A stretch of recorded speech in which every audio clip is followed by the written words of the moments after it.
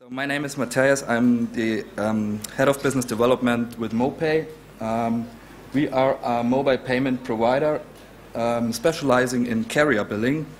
So we are based in Germany, headquarters is in Munich, and we are running offices also in Brazil, in China, in the United States, in UK, in Austria. But I'll give you a little bit more of what we're doing at a later stage. So regarding the headline, one thing which I might have to say maybe is some of you might wondering about, hey, what is this guy talking about actually? What's the point?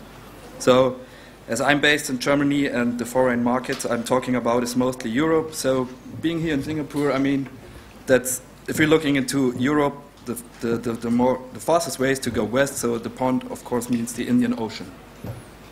So anyway, I'm happy to share with you some facts about how to successfully launch an online game in foreign markets with the focus on monetization. So just imagine you finally having all pieces together for an online game. The launch went well, so for me that means actually you made a couple of more registrations without crashing your servers, and at a later stage, your community managers are knocking at your door and telling you about there are complaining users from abroad which weren't able to top up their games accounts or weren't able to make any in-game purchases or things like that because they couldn't find the local preferring payment system. At this stage, I think you should realize that your game crossed the border to your homeland. And I mean, if you've launched an English version at the beginning, then you might have expected this development already. But believe me, there are stories in the market where a country became number 1 or number 2 in daily or monthly active user activity, but the developers didn't even know that the country exists, maybe. So let's talk the next couple of minutes a bit about the gaming industry at a glance, and then the actual key topic of my lecture, monetization. And at the end, I'll give you some insights of how monetization looks like with mopay. So gaming industry at a glance. Gaming a couple of years ago, I mean, I know that there are thousands of charts or different presentations and everybody using different pictures of actually showing that we've grown old. And I've only chosen one system of the past as a general example of how gaming was years ago, because for me it feels like 100 years ago. And I think these days the big money was made with arcade games, because I cannot remember having paid any dollar for a game on a Commodore 64 system. So that means to me that there were not much space for monetization back then. Today, of course, and thankfully, things have changed a bit, and it's more like everything is everywhere, and everything has to be monetized everywhere. And of course, we still got arcades, and of course, but there's a wide range of games that can be played on the move or that can be played at home, from console or PC games, either boxed or downloads, to different types of online games, and even mobile games, of course. This what we have here is just an example of the revenue distribution of gaming platforms in Germany in 2010.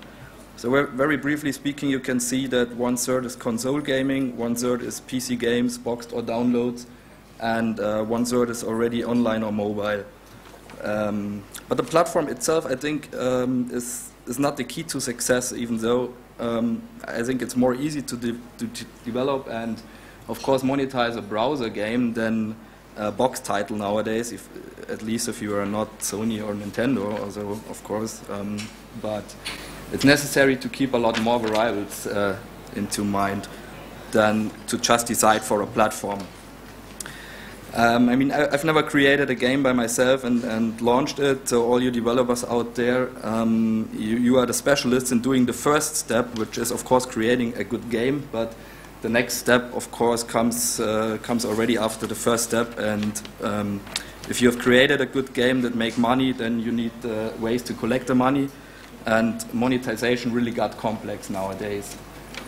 So what we had previously with the box titles is actually very easy. So actually you only had to bring your game to the retailers. I mean, of course it's not that easy, but after this the retailers took care of the monetization and you had to promote your game. Today there are a lot more requirements coming from the users, of course. So let's take a look at the evolution of payment schemes. Far more than 10 years ago, there were already the boxed PC games and first console games, and they were mostly monetized by the retailers. So later on, there came subscription-based models like World of Warcraft Online and required payment systems which could process subscription-based billing. Later on, we had then freemium games already, so requires payment systems that could process let's say multiple micro billings, and today we only see, we also see freemium and subscription mixed models, which of course also require different payment ways. So as mentioned, there are lots of differences if we compare the today requirements with how they've been back then. And as we talk about online games, so you don't have a personal point of sale contact to the user. There's also no physical good which can be touched back and forth from the user, and you have to deal with multiple micro payments and even recurring payments, as said, in case of a subscription model like World of Warcraft Online, instead of back then, which was a one-time higher purchase for a boxed game. You also might face a younger or even very young user group directly now, which is different to the days before, because back then it was more like the kid said, hey mom, dad, please buy me the game or so, and now a lot of kids are spending their pocket money online and pay directly, so that's different to how it was back then. Just to pick up the last point regarding the young or even very young user group. So you can see that 17% of all social gamers worldwide are under the age of 18, so they are aged between 13 and 17. That's actually what we call the unbanked, as they usually don't have any chance to buy things, especially without using their pocket money, which they've been given by their parents. So you should also find a way of giving them the chance to invest some of the pocket money for their favorite games. I mean, at this stage, please don't ask me if that's okay to let kids pay for games instead of for chocolate or whatever. So that's not the question I can answer here, but the reality shows that kids are spending money on games, and that's a fact. So, summed up, there are a few things that have to be considered for payment, so such as, can I sell my stuff online or offline? What about registration procedure? Is it an obstacle, or is it somehow frictionless? Is it seamless? What about my target group? What's the user demography actually? Are there any regional requirements, especially which I have to take care in terms of payment? And what service category do I offer? Is it virtual goods? Is it membership? Is it a kind of mixed model? So, in terms of reach, there's no doubt that cash still has the highest penetration overall in the world. But taking the last points into consideration, I think you should have to ask yourself, do I have a distribution network to let my users pay in cash? And I guess the answer is no. There are different programs, I think, summed up that the only payment system, I think, that accepts cash and nearly directly transfers it into the games account or into virtual goods or something like that is a prepaid card or a scratch card.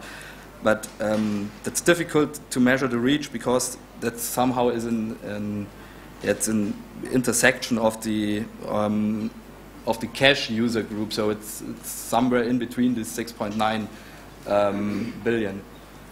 And anyway, you would need a partner with a good distribution network for collecting money through cash cards, and there are a lot of partners out there.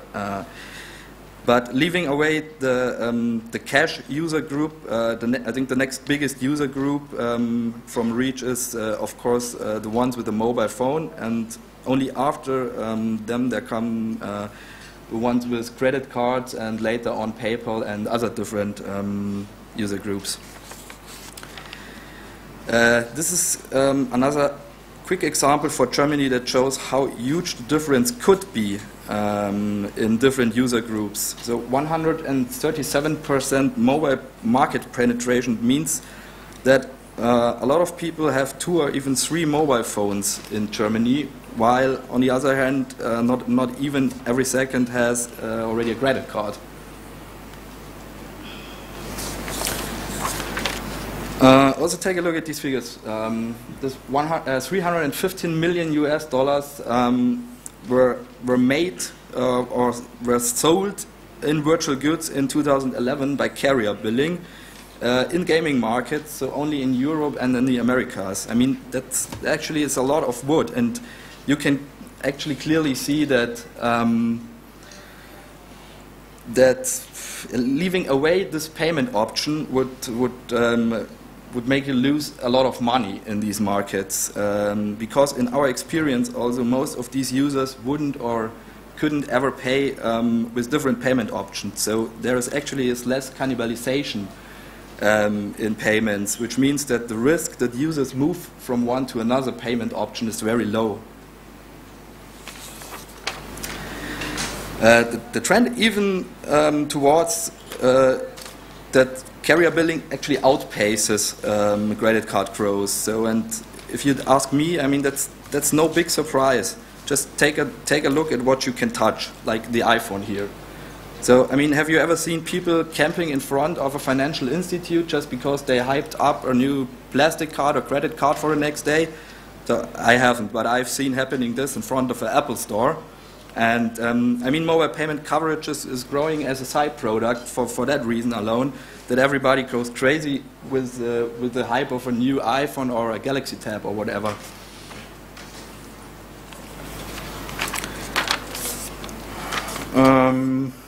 Yeah, one more chart that shows how important carrier payment is. Take a look at the apps market in the United States. I mean, there were 11% of purchases through Apple's iTunes Store in 2010. I guess, meanwhile, Google took a couple of points, but I don't have the latest statistics. But we don't talk about closed shops like iTunes, and at the end, iTunes also monetizes via credit card. So, but even the Americans, I think, which might place the most trust in credit cards at all, 27% of them preferred to pay by carrier billing in 2010. So only 26% paid via credit card directly. So what kind of mobile payment categories do we actually have? There is something like mobile at the point of sale, which is NFC billing, near-field communication, so you might have heard of it already. There could be mobile payment as the point of sale, which requires to plug in a certain external device to your mobile phone. There are different solutions which enables you to transfer money from one account to another account by simply shaking both mobile phones against each other. At the end, the mobile phone for this mobile payment categories will only be used as an instrument of authorization or authentication. So at the back end, the money will be transferred again via direct debit or via credit card, or you had to top up a prepaid account first.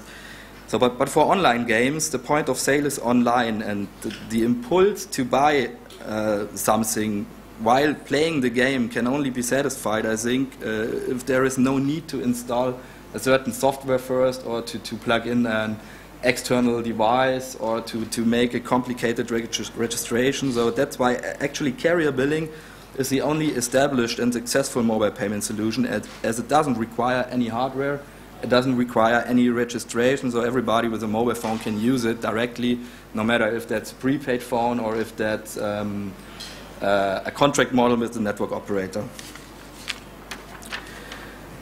There are also some challenges, of course, to cope with compared to other ways of payment. What's actually possible to charge via carrier billings, and what's the maximum charge? What are the limits? All these things can or could depend on local telecommunication laws, or it could be given by federal network agencies. There might be a code of conduct in the country or a code of practice, and there are also at least the regulations of the different carriers themselves. So what does it mean? That means actually that from a global perspective, there is no common pricing models and no common taxation models. There are no common APIs, no common commission models over all carriers. So at the end, somebody has to handle this complexity, and that actually finally brings me to what we are doing. So mopay has got a history of 12 years, so we are very experienced in the carrier payments industry. We are an alternative billing provider and specializing on carrier billing. So our end-user interfaces are translated in 40 languages, which enables us to cover 80 countries already where we are connected to, and for this reason serving more than 400 merchants already. We established our system to fit into all platforms where games might run. So, like mobile phones, tablets, PCs. There's even a solution for home entertainment. And furthermore, we are combining the billing channels of different carriers, like also landline carriers and mobile carriers. And even there come up solutions from internet service providers, which are called broadband billing. That could be included in the mopay billing solution. This is just a brief overview of how it could look like. So if you imagine you are a user on the checking out on the payment wall, deciding to pay with your mobile phone, so clicking on a mopay button or a button pay with your mobile or whatever you would call it on your checkout page. Then they would open up a window as a pop-up or as an iframe window telling the user what to do, which is a very easy guided three-step process. So first of all, demanding for the mobile phone number, and the user clicks OK. After this, he will receive a PIN code message, enters the PIN code, and after this enters the PIN code, the confirmation will be done immediately. So the system directly will send a technical request to your system and telling the game system if the transaction was successful or not, and if possible, of course, for what reason it was not successful, maybe, so that you can react and can get the user back. So should you wish to know more details about the product itself and about the coverage and the other things, we have got a booth around here, so feel free to drop by. I'd be more than happy to give you any information. Thanks. Quick click in the back.